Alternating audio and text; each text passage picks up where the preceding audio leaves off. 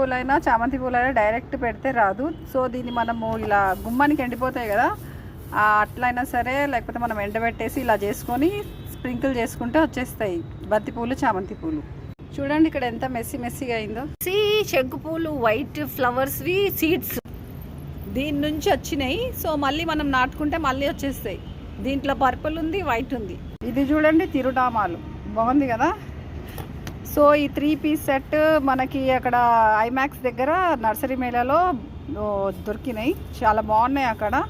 కానీ అంత పెద్ద గార్డెన్ మెయింటైన్ చేయాలంటే చాలా వర్కర్స్ కూడా ఉండాలి. సో నేను ఈ చిన్న గార్డెన్కి 3 పీస్ సెట్ తీసుకున్నాను 150కి.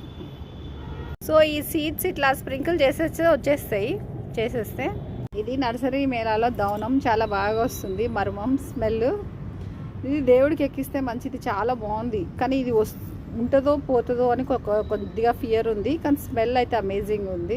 సో ఈ ఎండిపోయిన పెటల్స్ని చామంతి అయినా బంతి అయినా ఇలా వేసేస్తే వచ్చేస్తాయి ఈ ప్లాంట్స్. ఈ పంచపాండవుల మందారం అయితే వస్తానే ఉంటాయి ఫ్లవర్స్. ఈ కరివేపాకు చెట్టుకు చూడండి సీడ్స్ భలేగా వచ్చినాయి కదా.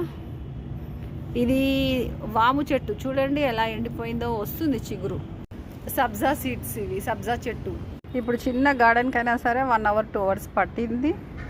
ఈ తిరునామాలు అయితే చాలా బాగుంది. తిరునామాలు, చక్రం, విష్ణు చక్రం, శంకు, ఇవన్నీ కూడా ఈ షేప్లో ఇస్తే బాగుండు.